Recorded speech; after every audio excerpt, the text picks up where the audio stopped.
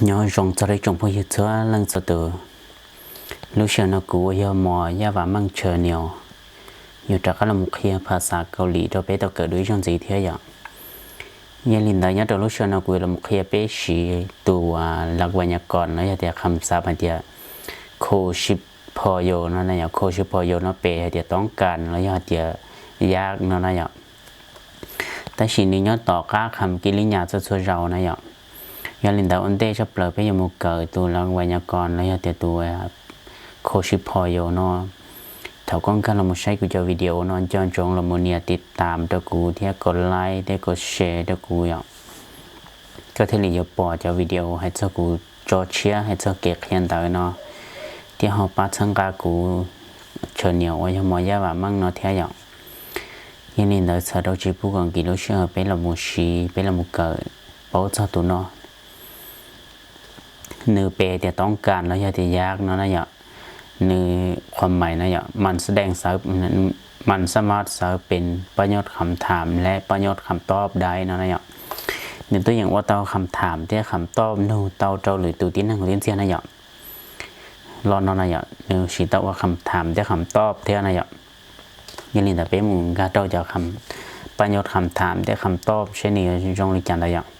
หมอมโกชิพโยเนาะเจ็ดใส่ตัวเดียวเจ้าอยากกินยั่งนะอย่างถ้าชิลอเดียลอยสีนั่นจ้วนะหมอกน่าจะใส่เด็กกินนะอย่างหอมหมอน่าจะใส่เด็กย่างหอโกชิพอโยน่าจะยะเจ้ายากนะอย่างถ้าชิจิ้มว่าเจ้ายังแต่นอถ้าชิภาษาเกาหลีเจปีจืดเด็กกูทารุตัวก็จะชวนมุกก็ซึ่งนะอย่างเจ้ากูจิตาเด็กเจ้าเนี่ยนอตัวชนนอเราเต้านะอย่างถ้าชิถกเปย์จิ้มว่าเจ้านอร้อนเท่าไหร่นะอย่างหอยังเรื่องที่เขาจริงก็เชื่ออย่างการดูเกาหลีเนาะเราเป็นตัวอย่างเต้าการต่อนอนะอย่างการต่อนอเป็นตัวอย่างว่าชัวลูเกาหลีเต้าอย่างเท่าอย่างลินแต่เราหมดเจ้ารอลูคำตอบรอลูเต้แล้วเดี๋ยวมอโกชิพโยเจ้าอยากกินยั่งนะอย่างเดี๋ยวเป็นเราหมดตอบพาบื้อเนาะเป็นตัวหกกันเนาะตัวบอหกกันเนาะความมุนเย่มันตัวชนนอนะอย่างพาบื้อมอโกชิพโยพาบื้อมอโกชิพโยนะคำอ่านเนี่ยแต่นอนะอย่างนั่นจริงๆก็ใช้อ่านการนอเราอ่านคำแต่นอเต้ากินหนึ่งใส่เดียวค่อยอยากกินข้าวนะอย่างกินข้าวเราจะแต่ค่อยต้องการกินข้าวนะอย่างเปย์แต่ยากเลยต้องการนะโกชิพโยนะอย่างเจตว่าคำตอบเลยเจนี่โยมค่อยยังต่อได้นะอย่างสมมติเด็กกูให้รู้แล้วก็ที่กูให้รู้ซึ่งเจกูนู้ก็เด็กก็บอกก็สารนอรัชีนะเจก็เดี๋ยวค่อยอยากกินข้าวนะอย่างเจเรารู้ด้าก็ด้าอย่างก็ด้าเนาะภาพนนใส่ตัวเด็กข้าวนะอย่างข้าวเจค่อยอยากกินข้าวแต่ชิตัวอื่นนะอย่างพาบื้อเนาะตัวนอนะตัวนออยากคำประกอบนะอย่างนี่คำประกอบเส้นหนึ่งจิเปตัวนั้นนะเดี๋ยวที่พาบื้อมอกโกชิพโยนะเดี๋ยวค่อยอยากกินข้าวนะเส้นอย่างเราคำถามของการเนาะมอฮาโกชิพโยนะอย่างมอฮาโกชิพโยเท่ากับคำถามนะอย่างเจตุยอนะตัวสลายโยอย่างพอเท่ากับคำตอบเจว่าสลายโยอย่างนี้เนาะนะอย่างคำตอบเจสลายโยนี่เนาะคำถามจะเล่นตุยโยเนาะคำตอบเจโยนะอย่างมอฮาโกชิพโยเจ้าอยากเห็นยังมอฮาโกนะเจเห็นนะอย่างเห็นยังมอฮาโกชิพโยเจยาคำตอบเจคอพีหรือมาชิโกชิพโยคอพีหรือมาชิโกชิพโยนะยาคำอ่านนะชาต่อน้อยอ่ะเป็นหมู่ใจใหญ่เจ้าคำศัพท์จะอีกมดทาสีด้าที่สีจ้วนั่นนะอย่างคอพีนะจะเนี่ยเด็กกาแฟหรือเนี่ยคำใส่คำประกอบซิคำใส่คำประกอบจะนึกจีเปก็เป๊ะเป้าจะคำน้อยคำประกอบซินั่นนะอย่างมาชิบนั่นเนี่ยใส่เตียดื่มมาชิบโกชิพโยในใส่เตียยากเนี่ยเจเท่าจะคำตอบเลยเจแต่ค่อยอยากดื่มกาแฟเนาะตัวนะอย่างเป็นละมุตโตคำศัพท์ประโยชน์ต่อไปแล้วอย่างคำถามสีมูอย่างเราเนาะคุยอย่างเกาหลีที่อย่างมอฮาโกชิพโยเจ้าอยากเห็นยังนั่นอย่างเจเท่าเป็นละมุตตอบเจช้อปปิ้งฮาโกชิพโยช ช้อปปิ้งเนาะนี่ช้อปปิ้งหาตาเนาะช้อปปิ้งหาเนาะเจนี่ใส่เดี๋ยวรอตลาดเลยเดี๋ยวไปตลาดเนาะเนี่ยช้อปปิ้งเนาะ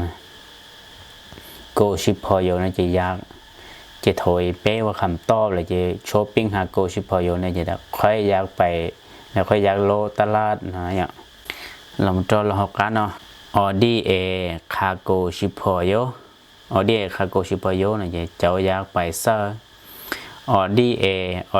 อนั่นในใส่ตัวเดียวเนี่ยสถานที่นะเนี่ยเซอร์ในเปเดเซอร์ออดี้เอในชีตสถานที่นะเนี่ยออดี้เอนั่นในจีเปนะเนี่ยในจีเปถ้าชีออดี้นั่นในใส่เดียเซอร์คานะเปใส่เดียไปโกชิพอโยในเจ้าอยากไปเซอร์นะเนี่ยถ้าว่าคำถามนะเนี่ยจะเน้นอย่างชิตกันนั่นนี่เราอย่างตัวนั้นออดี้เอคาโกชิพอโยนะเนี่ยจะโทรคำตอบฮันคุกเกคาโกชิพอโยฮันคุกเกนะใช้ตัวเดียวประเทศเกาหลีคาโกชิพอโยค่อยอยากไปประเทศเกาหลีนะเนี่ยฮันคุกเกคาโกชิพอโยอยากคำอ่านเนี่ยชัดต่อน้อยเจฮันคุกเกนั่นเจเนี่ยประเทศเกาหลีกูถึงหมายจะสีนะในใช้แต่จะสีเนาะเจเนี่ยคำเปเดอร์ลอนต่อเนาะเนี่ยเราเล่าคำซ้ำสีมูเทียเรานกุยยาเทียออดี้เอคาโกชิพอโยเป็นอย่างตอนนั้นก็ตัวอย่างก็ออดี้เอคาโกชิพอโยจะอยากไปเซอร์นะที่ไหนอ่ะเจ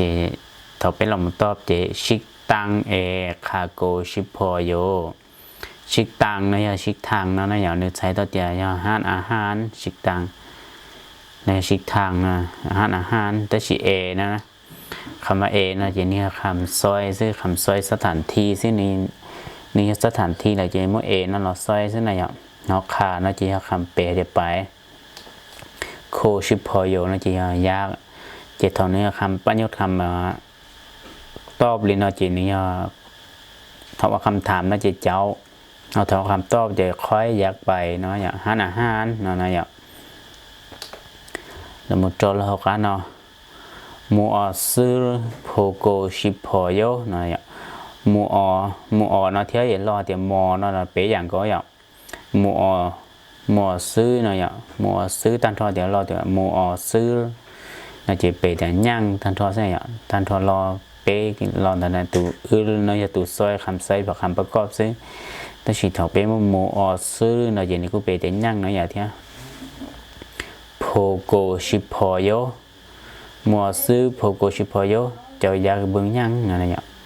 โพน่าใช้ตัวเต็มบึงโพน่าจะใช้เต็มบึงนะอย่างเจเปแต่เจ้าอยากบึงยังอะไรอย่างเจถกเปเราหมดตอบเจเปตอบยองหัวหรือโพโกชิพอโยเราใจแยกกันนะอย่างยองหัวน่าใช้ตัวเต็มนั่งเนี่ยใช้เต็มนั่งใช่อ่ะหอบโพน่าใช้ตัวเต็มบึงเจบึงนั่งยังหัวหรือเนาะคำใส่คำประกอบด้วยสิอ่ะเดี๋ยวชีกวนหมูอธิบายคอมเมนต์แต่เนาะก็เป็นก็เชื่อเดี๋ยวจากขอชดรอชดต้นเนาะโชว์เนี่ยเราก็เนาะโชว์ลื่นเนาะตัวสวยตัวมัวซื้อเนาะอย่างนี้ตัวเนาะหรือว่าตัวสะกดเนี่ยตัวสอนะเก็บไปตัวเนาะเนี่ยตัวสวยตัวคำประกอบเขาจงอย่างนี้เราก็เนาะยงหัวเนาะหนึ่งจีมัวตัวสะกดเนี่ยเดี๋ยวขอหัวนะเนี่ยเจ็บไปที่มัวตัวรือเนาะว่าตัวสวยคำประกอบนะอย่างเราชวนน้องมัวตัวซอนะว่าตัวสะกดเจ็บไปที่ตัวเนาะเราสวยเราชิมัวเจ็บไปตัวรือเนาะตัวซื้ออย่างเจ็บที่ยองหัวรือโพโกชิพอโยนะชวนน้องมัวซื้อโพโกชิพอโยนะอย่างเจ็บไปที่ตอบแต่ยองหัวรือโพโกชิพอโยจะค่อยอยากบึงนั่งนะอย่างเดี๋ยวรอยงหัวหรือโพโกชิพอโยในอย่างที่ใส่เดี๋ยวเขาอยากมึงนั่งเดี๋ยวหรือที่เนาะเดี๋ยวนี่ชีจ่ายดีกว่าให้เนาะเส้นเนี่ยชีจ่ายไม่แม่นี่เนาะเส้นมอเตอร์สกุลเดี๋ยวไปตัวเอาชิมอเดี๋ยวไปตัวหรือเนาะตรงเส้น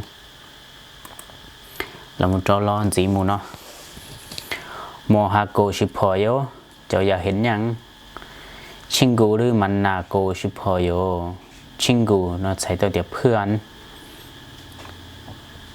หรือเนาะนี่คำเซคำประกอบสิถ้าชินจิมว่าตัวสะกด มันนาเนาะใช้ตัวเดียวพบ